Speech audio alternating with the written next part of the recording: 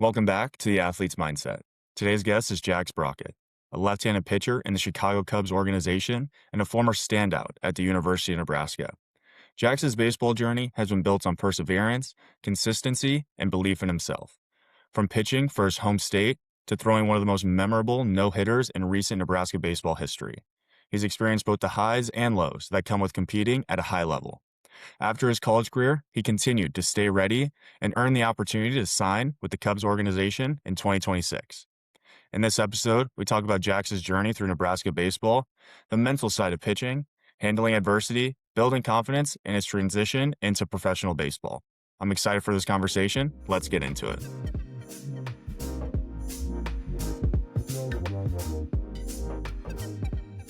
Jax, welcome to the podcast. How are you? Thank you. I'm doing great. Thank you for having me. Yeah, absolutely. I'm so sick to have you on here. Played against each other in high school, got to watch your entire career in Nebraska, and now you're killing it in the Cubs organization. And Nebraska is kind of where I want to start with this. How did Okay. you end up at the University of Nebraska? So I'd say it probably started around like my freshman year of high school. Obviously, at that time, it was the old coaching staff. It was Erstad and like Silva and all them. Um, and obviously, like as a freshman, you're not really allowed to talk to Mhm. college coaches until your junior year. So like I would have like coaches I was playing for, like my hitting instructor, which was Jeff Lisey. He was kind of like my middleman for like a lot of it. So it kind of really started with him. Only had like maybe like one conversation with him. And like at the time, I wasn't like super big on Nebraska. I mean, I'll admit it, like I really didn't want to go there at the time. I fell in love with A&M. I don't know how, I don't know why, like I don't really have any ties to Texas, but I just fell in love with them. Um, Fast forward a couple years, I'm living in Georgia, like in the summers throughout high school, playing with a team called East Cobb Astros. And it was my junior year when they got the new coaching staff. So I had already known Childress a little bit just from going going down to A&M. Yeah. And like Coach Bolt was there obviously as an assistant. And once they came in, they like I think I was like one of their first few calls that summer of my going into my junior year. Yeah.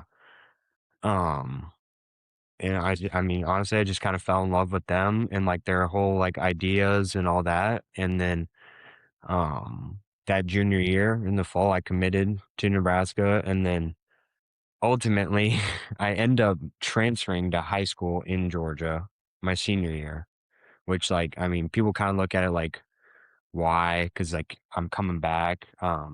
I personally thought it was just best for me, like in development wise. I mean, Georgia's like one of them.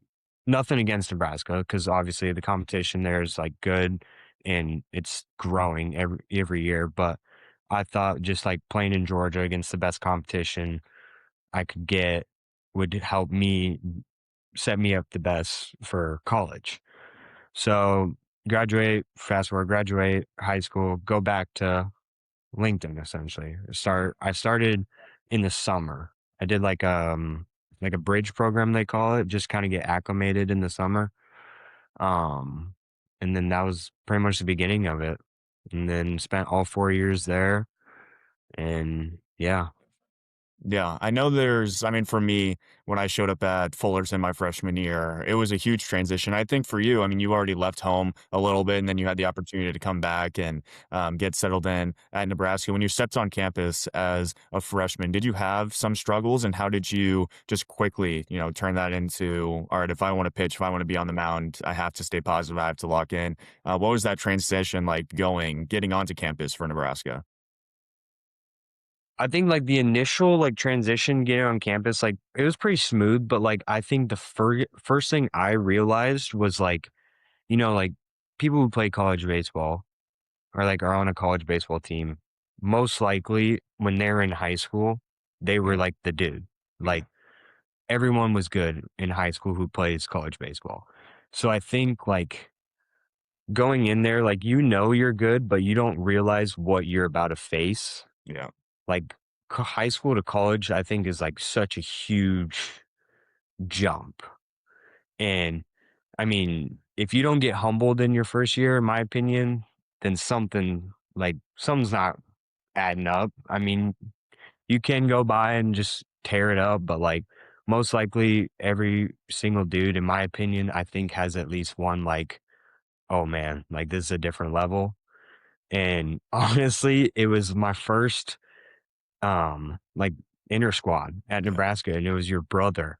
I was facing him and I threw a fastball in the other batter's box pretty much, and he hit it oppo, and I like turned around and I was like, there's no way. Yeah. And our pitching coach at the time, he was like, there's nothing you can do. Welcome to it. Yeah. And so, I mean, first couple outings, like in the fall, my freshman year, did not go my way. They were rough, like, and I was lost, to be honest with you. I was just like, what is going on? Because like I'd never really failed before that. Mhm. That was like my first true taste of failure. And Mhm. so luckily, like I knew a lot of the like upperclassmen just because there were a lot of Nebraska guys. So it was easier for me to talk to them and like kind of just like lean on them almost and like kind of just like have them help me and like show me like it's all right, like you're gonna fail. Like it's just how you respond, how you keep showing up every day. Just keep putting in work. And I think once like, I just kind of accepted that like this game, like baseball is a hard game. Like you are going to fail 80% of the time. Once you can just accept that part, I think it opened a lot more doors for me and just like allowed me to be more free, if that makes sense. Yeah, 100%. I remember showing up at Fullerton, our first inter squad. I'm facing Tanner Bybee, right-handed pitcher for the Guardians now, and Yeah. see six pitches, two strikeouts, just good morning, good afternoon, good night. 3 at bats in a row, and that's my first taste of really college baseball facing college pitching. I was like, "I'm cooked. Like, this am I bad at Yeah. baseball?" Yeah. Like, and then you Yeah. start That, to build no, a little for bit of real. confidence. You have one good outing, you get a nice hit, you put something in the gap, and you're like, "All right, I can get there. I can settle in." Throughout your time, from your freshman year to your senior year, where do you feel like you just grew the most, mentality wise and then just consistency wise on the mound? Honestly, I think my junior year. Like if you look at my junior year, like it wasn't great. I mean I can get into a lot of it. Like so my first 2 years, like I pitched a good amount. Like I threw probably 30 some innings my freshman year, 40 some innings my sophomore year. Like I threw a good amount and like I had success, but I also failed, like didn't have success at times. Like I had some bad games. And my junior year, I just like I don't know what happened. Like I had a really good fall, like was feeling good, and then just like the first 3 months, February, March, April, yeah, I'd say like the first 3 months, like I just like was not doing good. And I think I had 4 innings on the year, just every time I came in, just Yeah. runs, walks, like I was walking people. And like that was one thing that in high school, like I never walked people. So like that like really kind of like mentally like messed with me a little bit. And I ended up getting like essentially taken off the travel roster.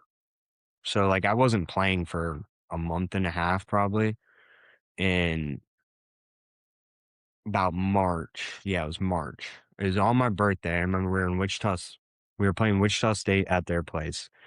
Came in, did horrible. Mhm. And I at this point I was just so lost. Like I was just like, what am I doing? Like why? Like what is going on? And I remember Coach Childress, he was our pitching coach.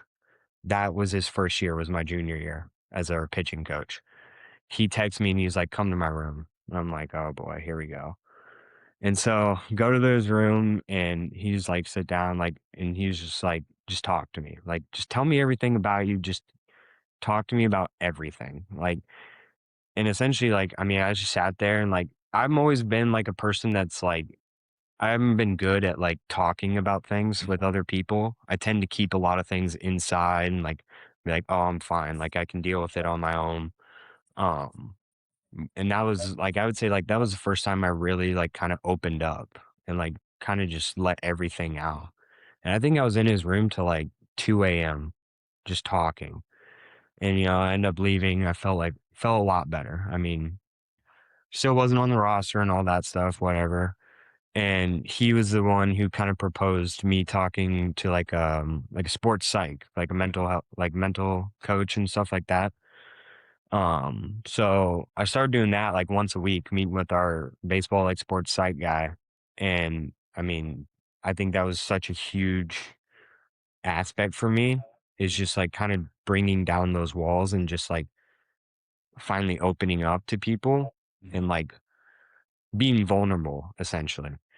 And then so it wasn't on the roster and all that. And then we had a midweek. We had two midweeks, Creighton on Tuesday, K-State on Wednesday.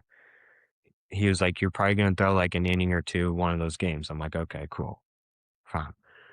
Didn't throw against Creighton. And then Wednesday morning we went and lifted.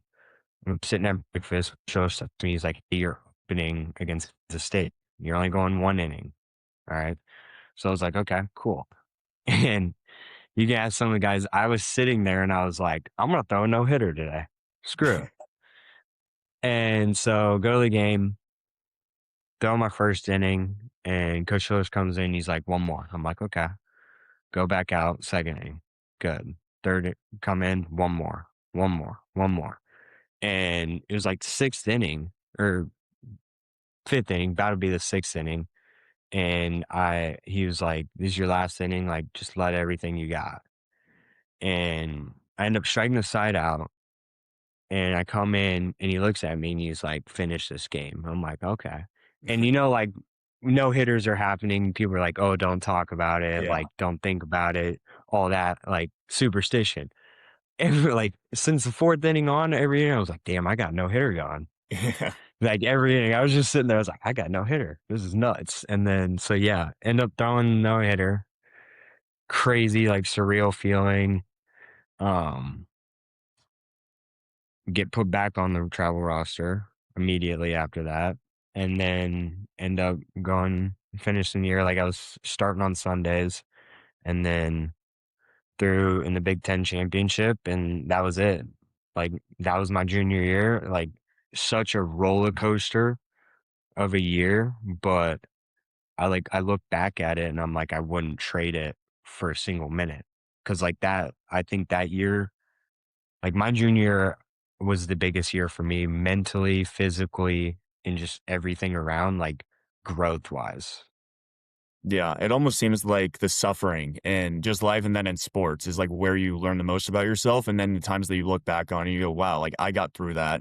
That was Yeah. absolutely brutal. And you found a way to just overcome it, which I think is so impressive just in life and then for athletes, especially. I want to talk about the no hitter a little bit more. You kind of touched on my first question of were you thinking about it? And like when you're thinking about it, did you put pressure on yourself or were you just like, oh, this is kind of sick. Like I'm still throwing a no hitter. This is crazy. So like I would say like going into it, like I was like my whole mindset going into that game was like, can, is it bad if I say like can I cuss? Can I Yeah, cuss? you can. Yeah. Like essentially I was just like, F it, like Yeah.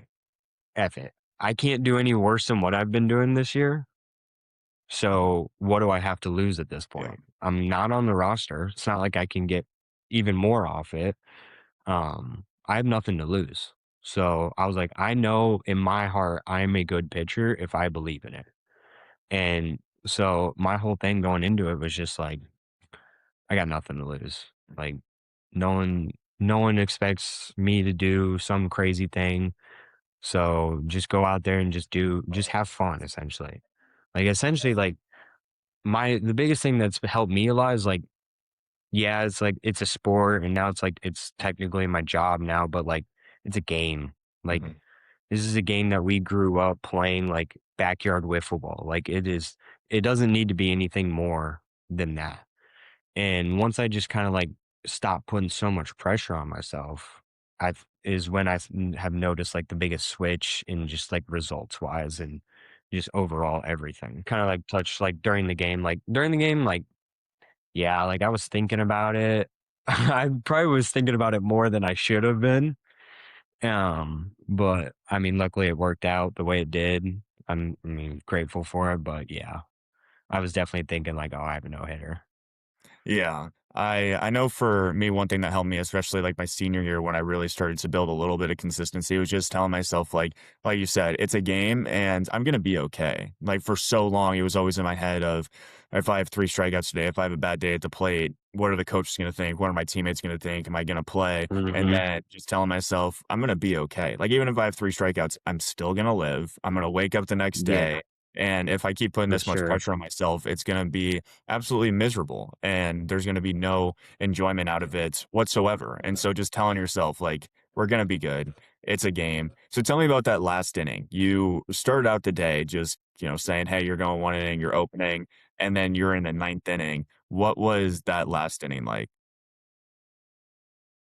I mean, it was crazy, like, just, like, running, like, when I came out of the dugout, like, it was packed for, like, a midweek game, like, obviously, we get a lot of fans to begin with, but, like, for a midweek game at 9, 10 o'clock at night, and it was raining too, like, the amount of fans there that was still kinda shocking, but, like, hearing all the fans, like, when I came out, like, I got goosebumps, like, because obviously, like, they all know, I know, everyone in the whole stadium knows what's going on. And I think, let's see, I'm trying to remember exactly how the inning went. I think it was a ground out or pop up, whatever, 1 out, and they bring in a pinch hitter, and I'm like, oh man, like this would be the guy that would do it, and he just like absolutely roped one down like right field line, and I'm like, no way, like there's no way that's how this is gonna end. Luckily, Cole Evans like made a crazy catch, and I was like, "Oof!" And once he like made that catch, oh, it was the first out actually. Yeah, it was the first out. Once he made that, I was like, "Okay, I got this. Like this is gonna happen." And then strike out the next dude for the second out, and then I remember the third dude. I it was like 1-2, 2-2, whatever, and I was just like, it was a fastball. I'm like, just don't leave it middle. That's Yeah. all. I just don't leave it middle.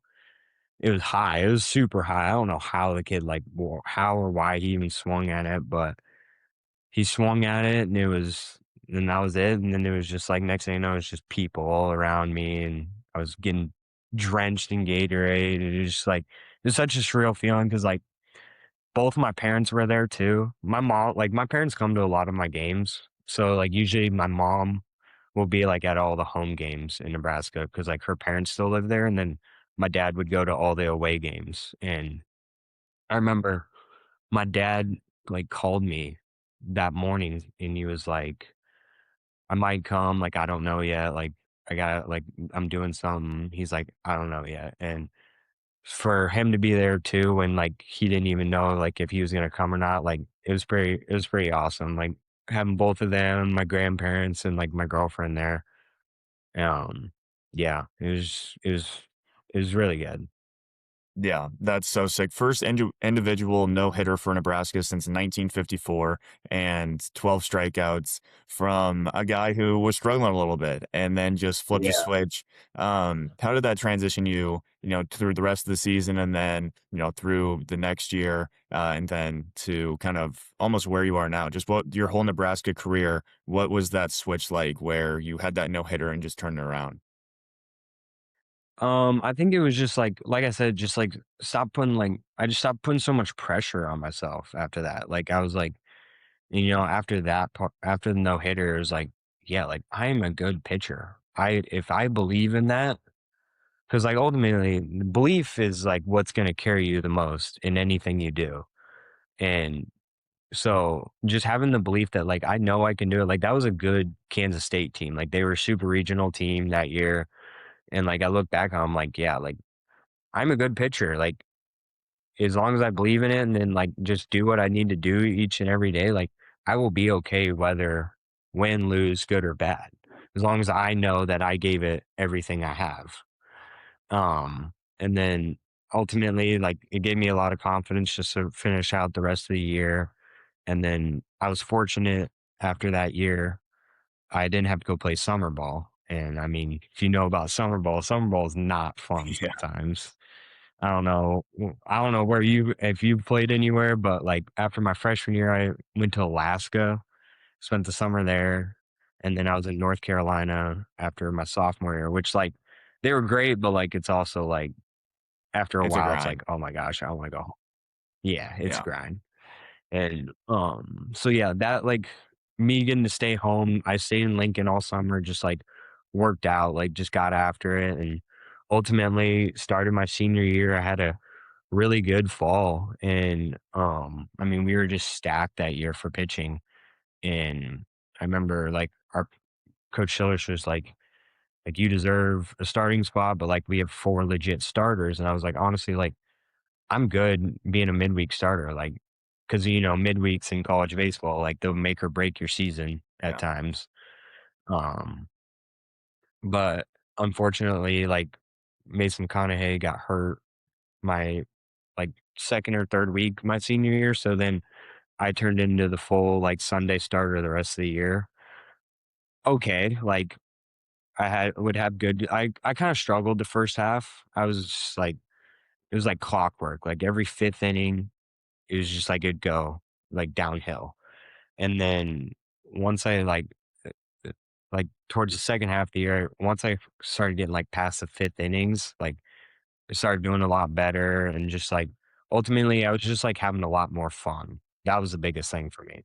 Because going into my senior year, I had no like intentions of playing baseball after college. Like I was looking to get a job, like I was ready to start my life after my senior year. Like this that was gonna be it, my senior year.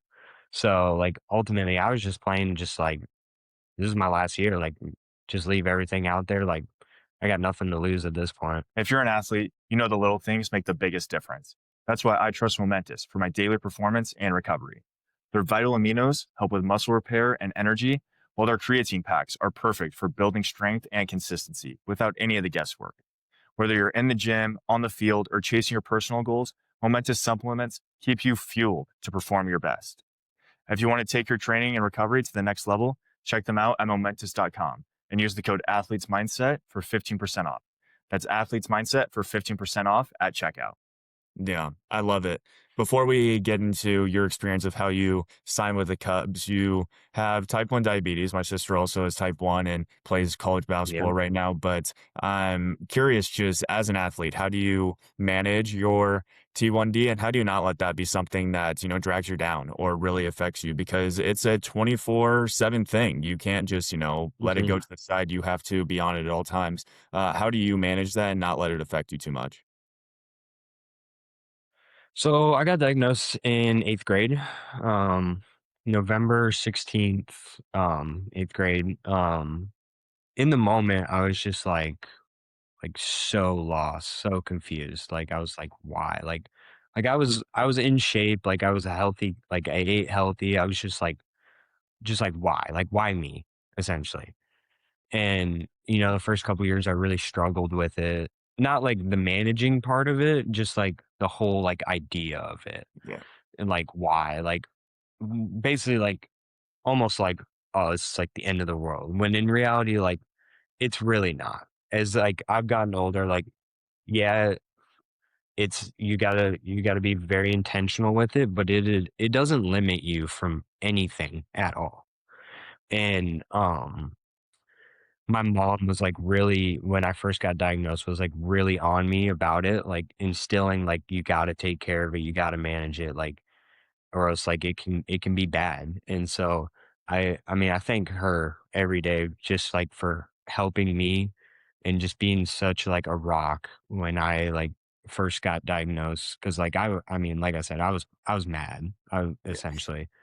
um as far as like managing it when playing, I really like I don't want to say like it's like the easiest thing ever, Mhm. but I feel like it's not what a lot of people think in a way. um Obviously I'm very fortunate like having trainers who know about it and like people that like I can talk to and like we create plans essentially.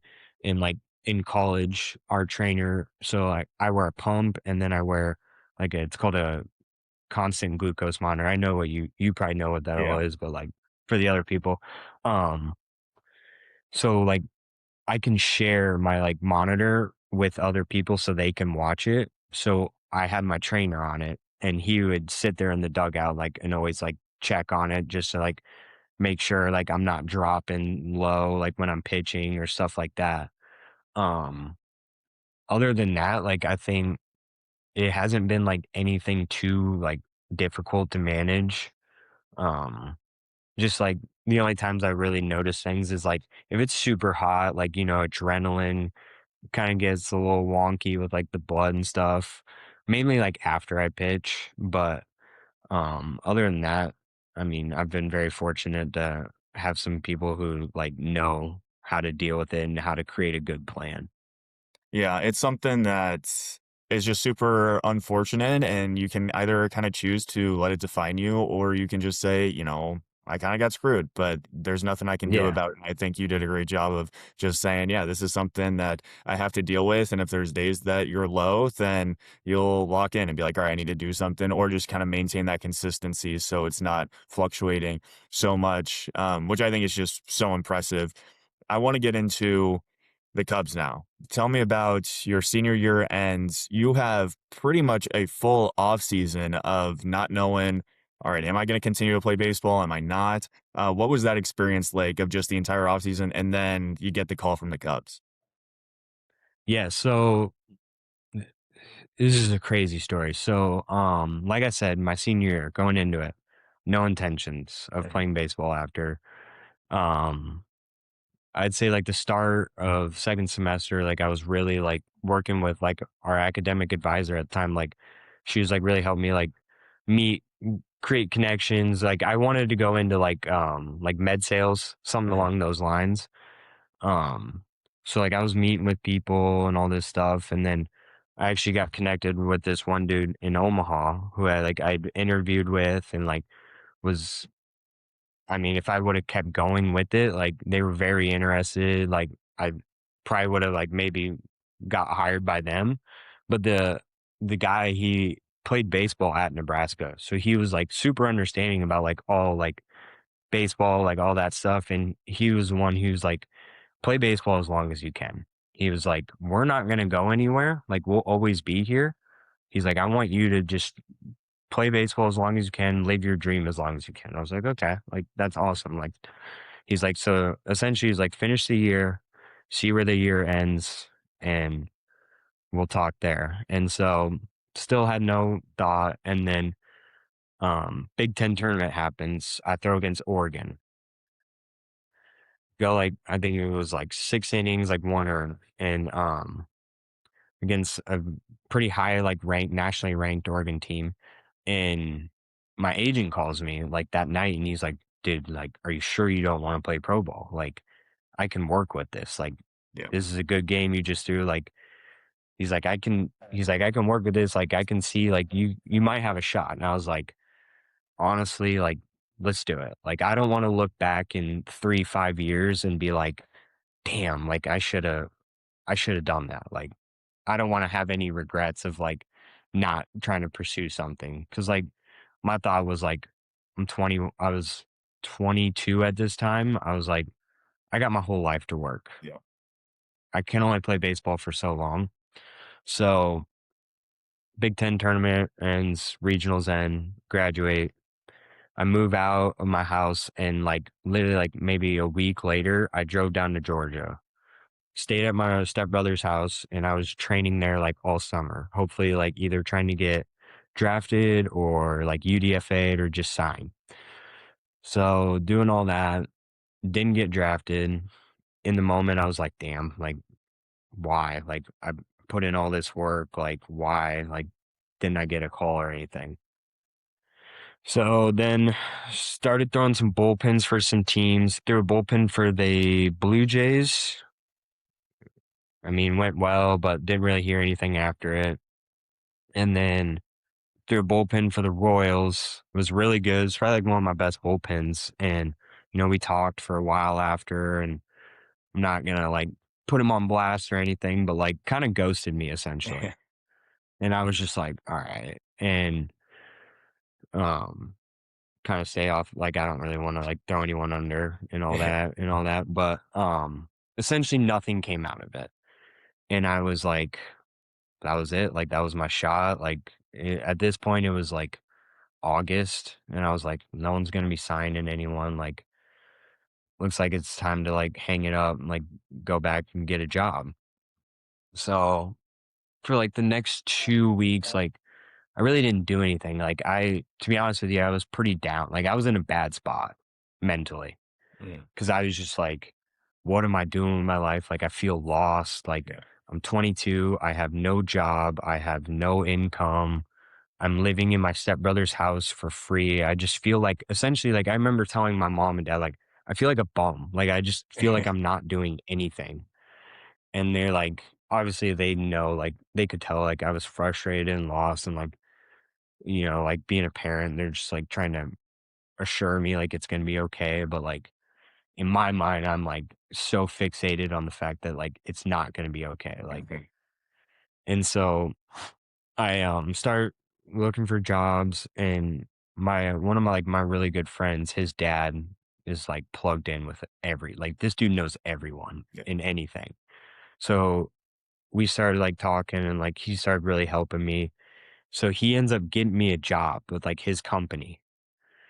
And they told me they were like, I'd start January 1st of 2026. I'm like, okay, that's cool. Like, and so I'm just not really doing much. Like, I'm just kind of, it feels like I'm just going through the motions every Mhm. day, and no like direction, no like purpose essentially. And like agent calls my mom and stepdad, and he was like, I think he should give it another shot. And I ended up going down to see my mom one weekend just to like kind of get away from everything. And they like were like, we think you should give it another shot. Like, s- work this whole off season, try to get signed like February, Marchish. And like at the time, I was just like, yeah, but like I know what kind of mental space I'm in right now. If I dedicate 4 or 5 months to this and it doesn't work, Mhm. what kind of mental space am I going to be after that? When Yeah. essentially I go 0 for 2. Mhm. And my mom and dad were like, you can't think like that. Like, if you're going to do this, you got to give it everything you have and leave everything on the table. And if it doesn't work out, then at least like you gave it everything you have. I was like, okay. So I thought about it for a couple days, and I was like, okay, like let's do this. Like, let's just get after it. So started back up. I did a 6 week like velo progression, because like essentially that was my biggest knock. Like, in Mhm. terms of like the scout size, like a lot of them told me, they're like, you're a good pitcher, you got good command, you got good feel, but like you just don't throw that hard. I was like, I mean, fair. That's kind of what I've been told my whole life. Yeah. So did the 6 week velo, then started building up for like bullpens and stuff like that. And then started throwing bullpens like right at the beginning of the new year. Feeling good, like I was throwing harder. And then I would say it was probably like the third to last week in January, threw a bullpen to like some like minor league guys. Did Mhm. really well. I was super happy. Like, I was loving it. I was like, yeah, like this is good. It was like 92 the whole time. Nothing. Didn't hear anything. I'm like, damn. All right. So I have another one the next Thursday. And that night, so Wednesday night, I'm laying in bed and I am on my phone in my notes, typing up an email to like essentially try to get my job back with this company. Cause like, I guess I missed this. When I went back to like start throwing again, I called the company. I was like, hey, like, is there any way I could start like middle of February, beginning of March? Like, I'm trying to get signed, like, but I won't know until like in February ish. And they're like, no, like, it's either you start January 1st or you don't. I'm like, all right, then essentially, like, I declined the offer. Mhm. So, like, if this didn't work out, then I was all the way back at square one. So I was laying in bed, like typing up an email, like trying to like essentially get it back if this didn't work out. Cause like in my mind, I was like, this is my last bullpen, like this is my last shot. to get notice or anything. Get it typed up, whatever. Wake up and I go in, I'm throwing, like getting ready, and they're like, you got like you're facing some big league dudes today. I'm like, okay, cool. And it was so I end up facing Matt Olson, Tommy Pham, CJ Abrams, Drew Waters, and Joey Bart, I think. These aren't just like big league guys. And These are like all stars, though. yeah, Yeah. yeah, like Matt Olson, like Yeah. I remember as I was going to walk like to the mound, our like one of the pitching guys looks at me, he's like, "Don't hit the $180 million man." I was like, "Okay, cool, sick." And um essentially, like, long story short, like I did really well, like shoved. And I remember I was facing Matt Olson and I went first pitch heater, like right down the middle. He took it and I was like, okay. Threw another one, took a hack. I was like, oh, missed it. And I was like, okay. And like I remember turning around, looking at the pitching guy. I was like, I'm throwing another fastball here out of pure ego. Mhm. And if he hits it, he hits it, whatever. Like, I don't care. Like, that's what he's supposed to do. That was like my whole thought process going into this. I was like, these are big league guys. Like, they're supposed to hit off me, essentially. So whatever happens, happens. Like, just give it everything you have, essentially. Through another heater, he just like rolled it over straight in the ground. I was like, okay, sweet. And so that ends. My agent was there too. And he was loving it. And he's like, okay, like I'm gonna get this all sent out. Like this is good. Like we can work on this. And so essentially go out to like rest the night, whatever. I wake up the next morning and my agent had texted me and he said, the Cubs like it and the Reds like it. And I was like, okay, like cool. Like, sure. Mhm. And so the next day I go work out, all that, whatever. And it's like noon. I'm like, we're just chilling at the house, me and my stepbrother. And I get a call from this dude. He's like, I can't remember his name, but he's like, yeah, I'm with MLB draft operations. And I was like, what? He's like, I just want to ask you some questions before you sign a contract. I'm like, dude, what are you talking about right now? Think you're getting prank called. And yeah. And so that ends and I call my agent. I was like, dude, I just got a phone call from this dude. Like, I don't know what. He's like, okay, like, hang on. Like, let me call you back.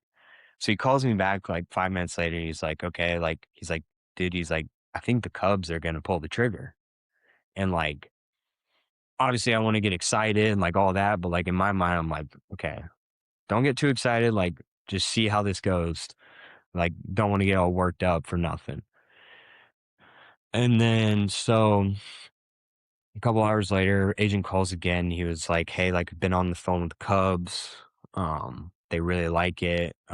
They want you to fly to Arizona to throw a bullpen for them." And I'm like, "Cool, but like nothing guaranteed. Flights are expensive. Like this is like getting close to waste management. Like Arizona's busy, so like flights are super expensive." I'm like, "Cool, but like it's not guaranteed. Like I don't want to like drop couple grand on flights and hotels for a whim."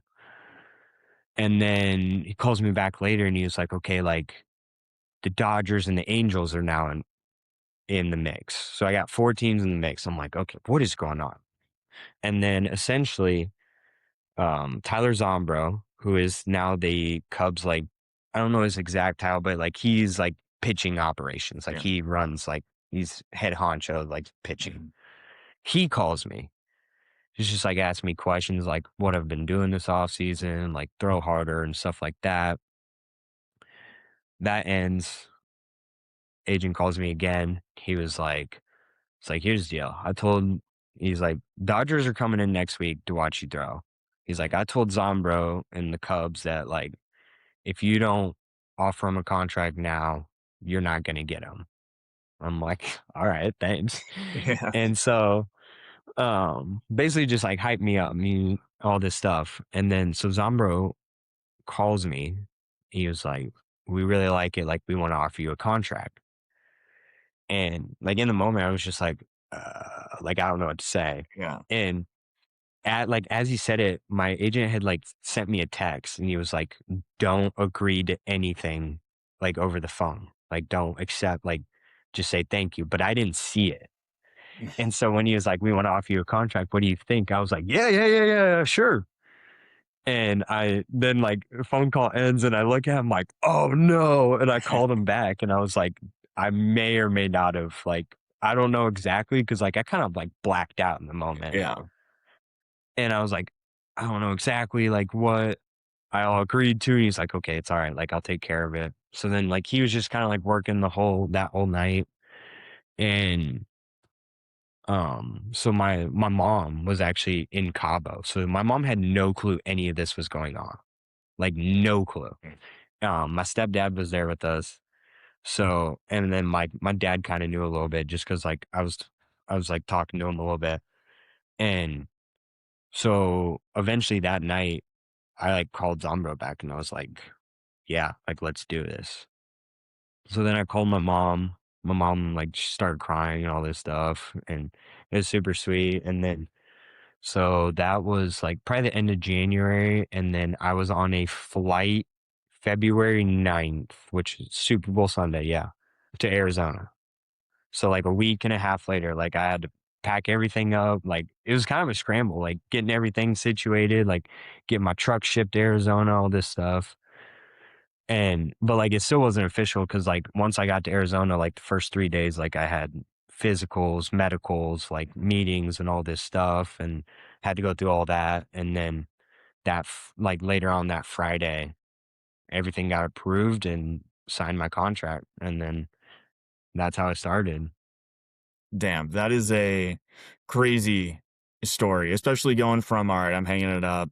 I feel lost." And I was kind of in the same boat. I mean, was done playing, but when I got done playing after my senior year, I felt like I just had like no meaning, no importance. I mean, even when I started my Mhm. job, it was like I used to have a dugout full of guys that were rooting for me that I didn't want to let down. And now I'm just sitting at a desk. And for you, I mean, you're just thinking to yourself, like, I'm working for this dream and I have no clue if it's going to come. If it doesn't, then I feel like I'm almost just wasted time. But like you said, you can't half ass it. And you just went full throttle and did it. I'm curious, what have you noticed now has been the biggest difference between the college game and the professional game, especially as a pitcher?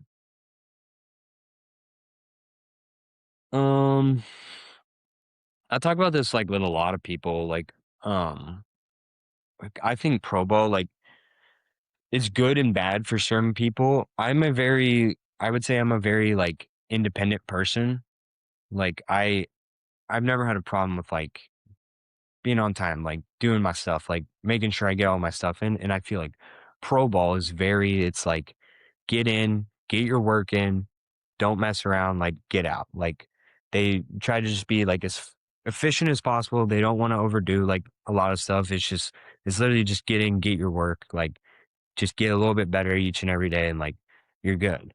A lot more relaxed, I would say, than, like, college ball, which, like, I understand because, like, I mean, I was talking to, like, our strength coach back in Nebraska, who I'm still really, like, really close with, like, in college, like, you got young kids who are away from home the first time, like, Yeah. you need people, like, on them a little bit, like, make sure they're doing their stuff, and, like, which I get, like, freshman, sophomore, but, like, when I'm a senior and, like, I've been around for 3 years now, like, I know what I need to do. I don't need someone, like, breathing down my neck with every single step I make, which, like, I get, it's their job, like, that's what they have to do in college, but, I just think, like, since I've been in pro ball, like, honestly, like, I've just been so much more, like, at peace, like, I don't wanna say happier because like, I was happy in college, like, Yeah. obviously, there was, like, roller coaster, like I said, but, like, I just feel so much more relaxed and, like, almost, like, not really I feel like there's really not pressure Mhm. on me, if that makes sense.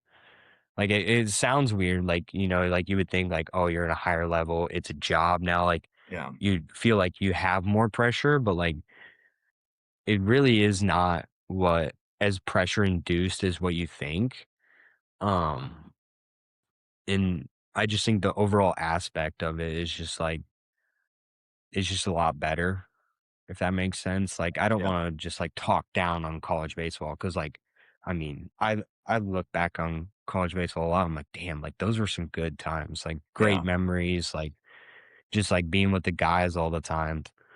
Um, but like you also get that with pro ball in a way too. Mhm. But like one thing I've noticed with like pro ball guys is like they're just so much more like intuitive Mhm. about like everything they do and like way like you can sit there and talk to a different dude in the locker room each day and like the stuff that they think about and like their ideas and like all that like it's just like it's so much deeper because like you got dudes that have played with that like are 1, 5, 6, 7, 8 years older than you Mhm. who have been around for a while and then you got dudes like we got a kid on our team who's 19 like it's just like it's such a big, like, wide range of people, and it's I mean, I love it, to be honest with you. Yeah, there's so many different stories, so many different journeys that people have been Yeah, on for to sure. get to where they are now. And then also, like you said, everyone that I've talked to that's either in professional baseball or minor league or major league baseball has said like it's your career. So it's kind of up to you to, put Yeah, in the work, do what you need to. In college, it's very cookie cutter of like, all right, you show up, we stretch at this time, we have ground balls at this time, we have individuals at this time. And so it's you're kind of just told where to go. And like you said, it can get annoying at times. But now it's like, if you want to make it, it's up to you, which I think is so impressive. yeah. Guys like yourself, who even in the offseason, even when you weren't signed, were like, yeah, if I want this, then it's up to me. I want to talk about your mentality on the mound. When you step onto the mound, batter steps into the box, what are you thinking and what's just going through your head? Okay. So, I mean, there's a lot of things that, like, I try to, like, take into, like, when I pitch, like, if you know me and, like, you see me, like, off field, like, around the field and, like, outside of the field, like, I'm a very, like, different person than when I am on the mound, and I think, like, that has been the biggest thing for me is like having that almost like alter ego Yeah. when you get on the mound that you have like supreme belief that you are better than anyone you face. And so I like I forget who I was talking to. I was talking to one of the guys like I think like the best pitchers and even like best hitters and like any player in any sport are the ones that are so delusional to the fact that like they think they are the best player in the whole entire, like, world. Yeah.